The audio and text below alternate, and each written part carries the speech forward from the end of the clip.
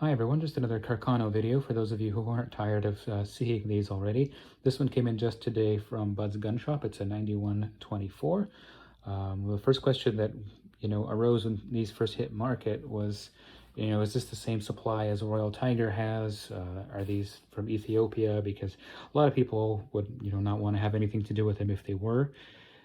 Understandably so, because the quality on those is really quite mixed. You can get anything from a wall hanger that's going to cost way more than it's worth to turn into a decent shooter, or you may get something that cleans up okay. And if you take the M1 carbines out of the equation, then the data probably skews more in the into that first category.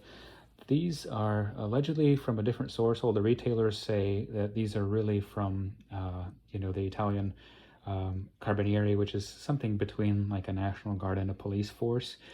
And they have nothing to do with Ethiopia. Of course, retailers will say whatever they need to say to get the product sold, but the other thing to look at is these are not imported, or at least not import marked as coming from IO, and I don't know what kind of, behind the scenes horse trading could possibly happen where, I don't know what the logistics or the laws are behind transferring things between importers or how any of that works. So all I can do is kind of look at the evidence that's available. Let me kind of give you a quick look on the other side as well, and so you can already start seeing some of the reasons why I don't think this really does come from Africa,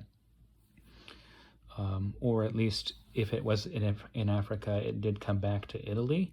So the first thing, of course, I looked for was the AOI cartouche, the Italian East Africa marking, and this one doesn't have it. It has FAT 1948, which to me, and please correct me if I'm wrong, I don't profess to be an expert, would indicate this would have been re-arsenaled or refurbished in 1948 at the Terni Arsenal. So if it was ever in Africa, it must have left at some point, and it wouldn't have been one of these that would have been captured with the collapse of fascist Italy, or anything like that.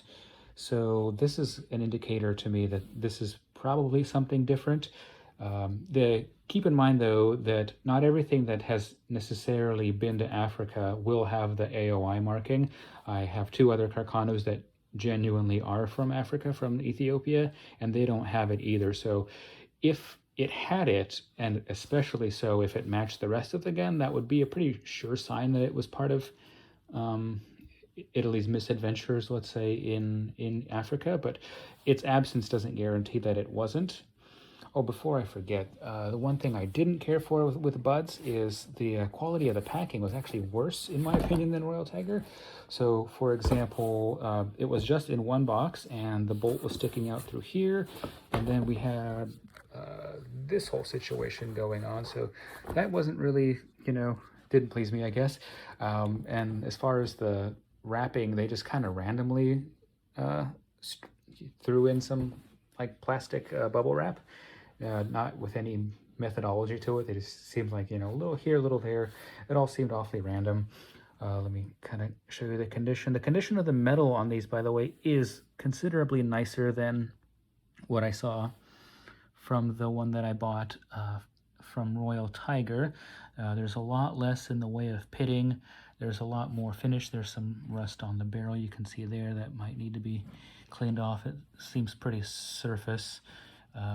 Here's the underside. As you can see, the cleaning rod is a little bent.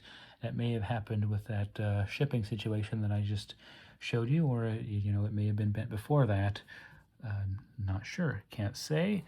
But one other piece of evidence that this is really not another Ethiopia gun is that, looking at the inside, it's all full of cosmoline, and not very thick cosmoline. Like, I could already see that the bore is shiny, and so I have a strong, I'm thinking it's going to definitely clean up really quite well. By the way, this is a 1916 manufactured one that was converted to a 9124 in 1925. This particular one does not have the little asterisk marking, so to me that's an indicator that it may end up being a better shooter than the other one, which, by the way, does have that.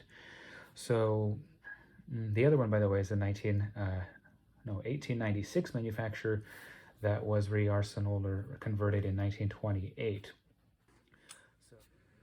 So these, again, are just filled with cosmoline, but there's no actual dirt. With all of the other Ethiopia stuff, so I got the 2 other Carcanos and the Mauser. I mean, there was physical, like, crumbly, like, greasy mud or something like that in there. Like, you could pick it out and spend probably an hour or so, with one of those dental picks, cleaning it out of the chamber area, and you'd still, be pulling up more and more. It's really not the case for these. This one, it's just straight up cosmoline, and that's all.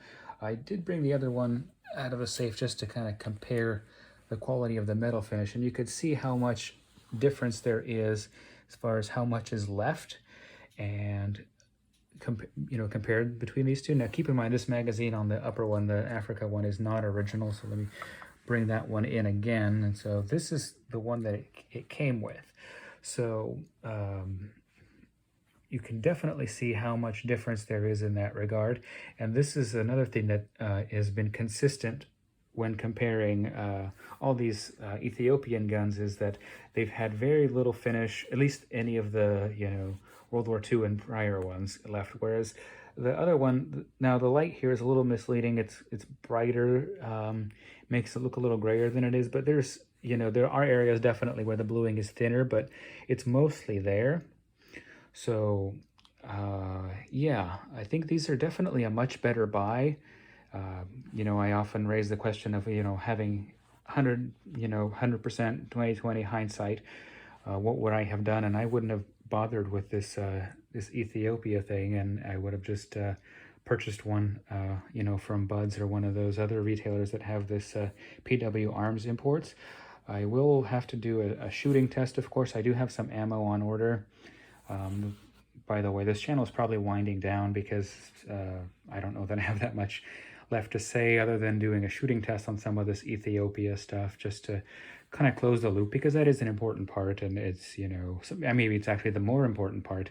It's nice that it looks better, but the shooting better is equally, if not more so. And so if it doesn't shoot well, then it kind of, well, okay. So it looks a little nicer when you show it off. But yeah, I do want to complete that loop.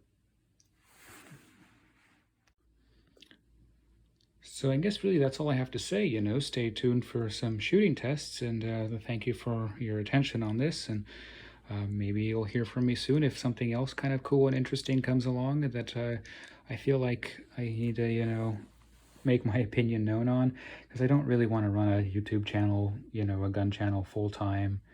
It's not something I want to do. I just thought I'd throw this stuff in here just to, provide data and information for anybody that's kind of interested but is unsure. And that's really it. Thank you for watching.